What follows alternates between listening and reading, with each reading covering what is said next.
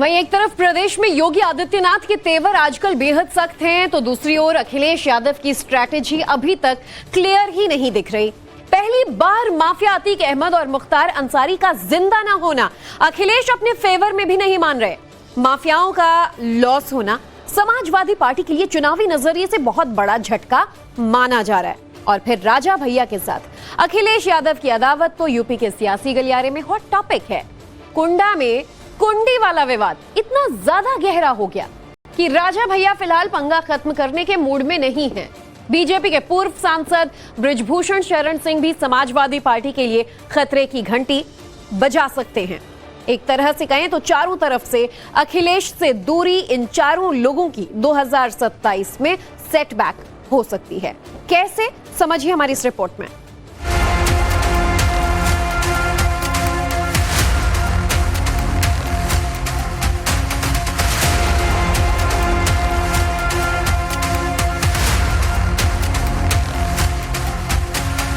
शेर कभी शिकार करना छोड़ता नहीं है। और दूसरी बात ये भी है कि शेर कभी कुत्ते का शिकार नहीं करता। न बूढ़ा हुआ हो न रिटायर हुआ हो, पहले जितना आपके बीच में रहता था उससे चूना आपके बीच में रहूंगा, आपको कुछ पता नहीं होगा। ये अतीक अहमद किसकी देन है? ये मुख्तार अंसारी किसकी देन था?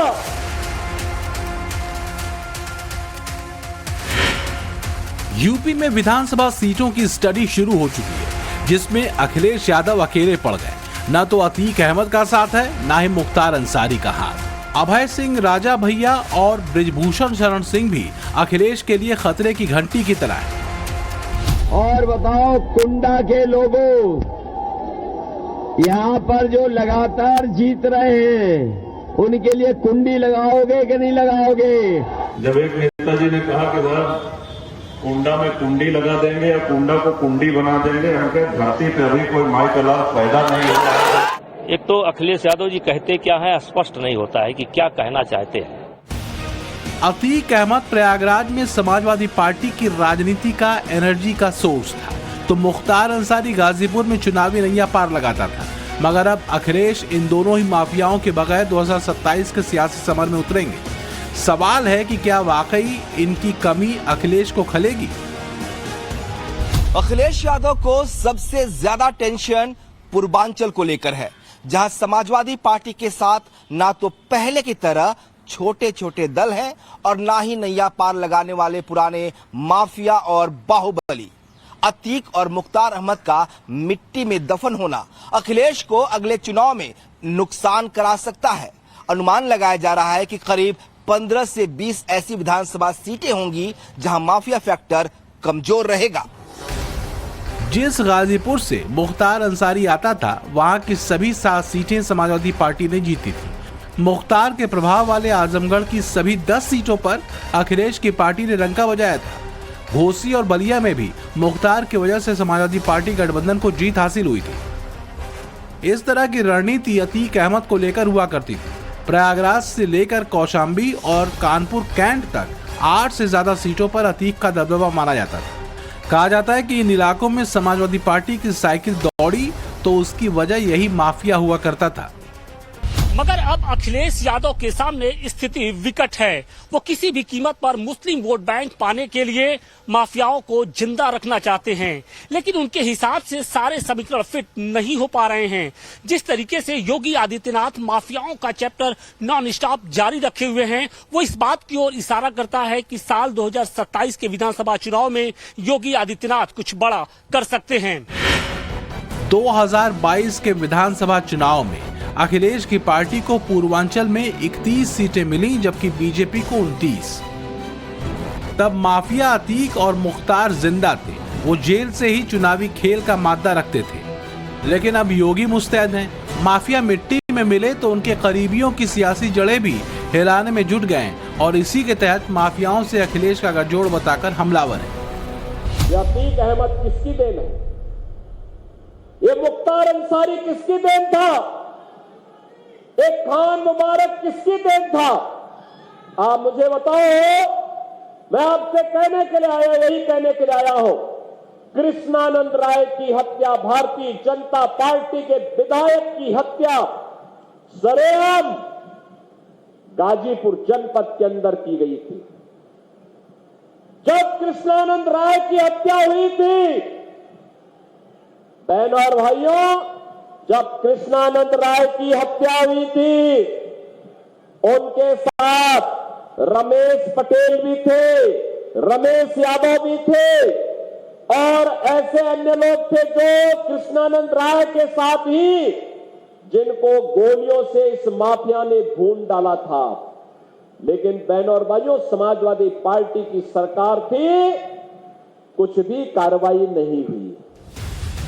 अखिलेश के पास माफिया अतीक अहमद का ऐसा कोई विकल्प नहीं जो प्रयागराज इलाके में वोटों को एकमुश्त समाजवादी पार्टी को दिला सके। पूजा पाल के प्रकरण ने अखिलेश की कलई खोल दी। पीडीए पर भरोसा करने वाले अखिलेश को एहसास हो चला है कि पूर्वांचल का वोट इस बार बिखर सकता है, क्योंकि माफियाओं के पीड़ित समाजवादी पार्टी का साथ छोड़ने लगे। फूलपुर में विधानसभा का उपचुनाव हुआ तो बीजेपी को जीत हासिल हुई। फूलपुर की लोकसभा सीट पर बीजेपी का सांसद चुना गया और फिर मुख्तार अंसारी के प्रभाव वाले जिलों में सेंध लगाने के लिए ओपी राजभर को अपने पाले में रख लिया है।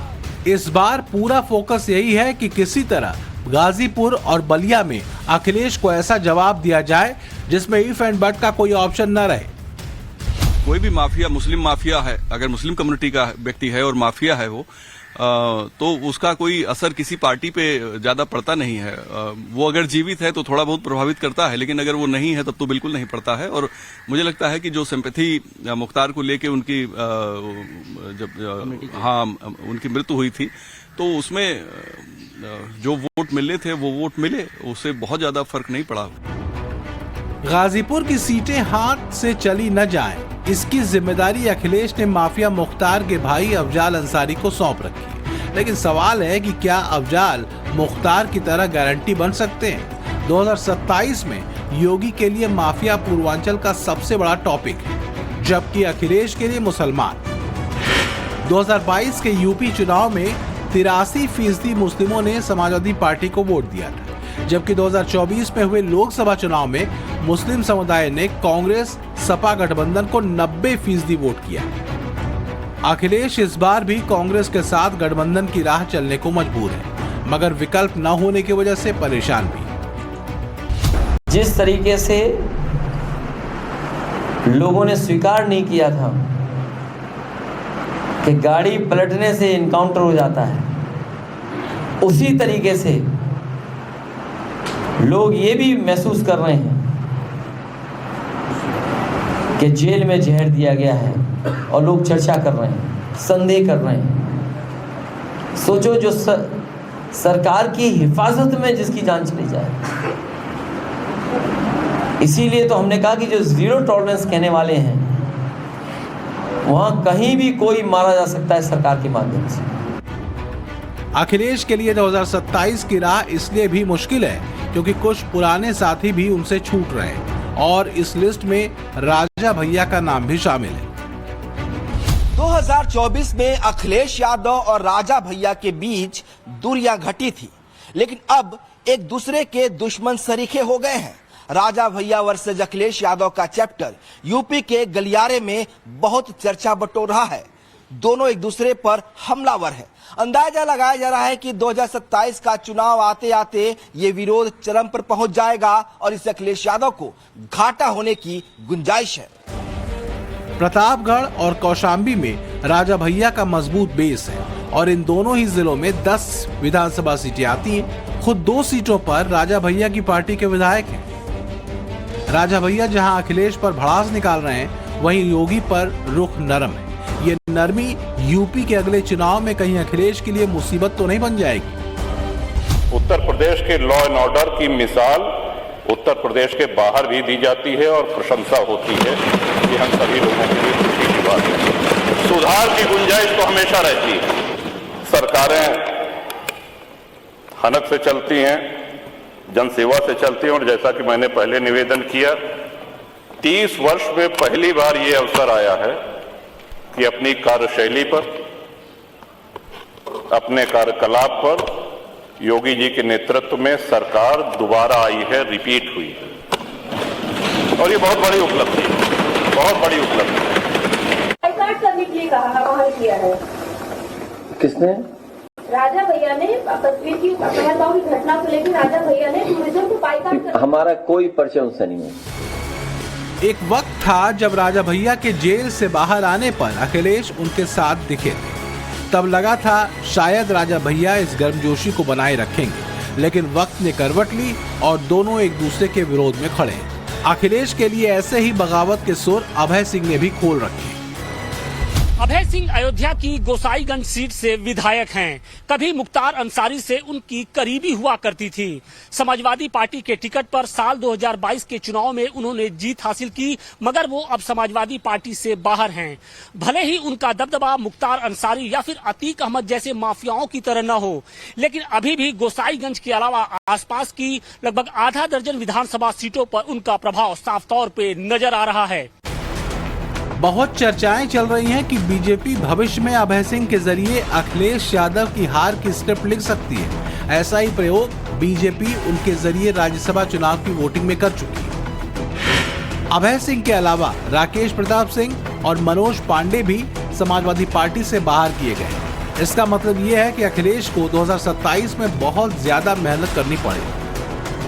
और फिर मुख्यमंत्री योगी आदित्यनाथ से बृजभूषण शरण सिंह की 30 साल बाद हुई मुलाकात ने कई संभावनाओं को जन्म दे दिया है। बीजेपी के कद्दावर नेता रहे बृजभूषण शरण सिंह का गोंडा और कैसरगंज में सियासी जलवा हुआ करता है। वो प्रदेश के मुख्यमंत्री हैं, हमारे भी शुभचिंतक हैं। हाँ, ये सत्य है कि 31 महीने मैंने उनसे मुलाकात नहीं की, लेकिन जब उन्होंने मुझे बुलाया मैं गया। इस पर किसी को आपत्ति होने की जरूरत नहीं। वैसे तो बृजभूषण शरण सिंह के सुर अखिलेश को लेकर भी नरम है, मगर कंफ्यूजन पूरी तरह से बरकरार रखा है। बृजभूषण शरण सिंह के बेटे ने प्रधानमंत्री नरेंद्र मोदी से मुलाकात की तो यही मैसेज दिया कि यूपी के चुनाव में बीजेपी पूरी तरह से तैयार है। तो सवाल यही से उठ रहा है कि अखिलेश यादव के पास क्या विकल्प है? क्या वे इस भरपाई को पूरा कर पाएंगे? अगर तीसरी बार भी लगातार हार मिली तो क्या करेंगे? लोकसभा की बड़ी सीटों से अखिलेश के हौसले उत्साहित हैं, लेकिन जिस तरह उन्होंने विधानसभा के उपचुनाव में अपनी जीती हुई सीटों को गंवाया है, ये सिरदर्द बढ़ा रहा है। कहने के लिए अखिलेश ने बूथ लेवल पर नए सिरे से रणनीति बनाने पर जोर दिया है। ऐसी 108 सीटों पर खास नजरें गड़ाई हैं, जहां लगातार 3 बार हार मिल चुकी है। लेकिन जिस तरह उन्हें वोट दिलाने वालों का साथ छूटा है, वो उनके लिए डेंजर साबित हो सकता है। कभी बीजेपी छोड़ समाजवादी पार्टी में रहे स्वामी प्रसाद मौर्य भी अखिलेश पर हमलावर हैं। सपा मुखिया के सेकुलरवाद पर सवाल उठा रहे हैं। अखिलेश यादव जी वो बीजेपी की ही पद चिन्हों पर चलते हैं,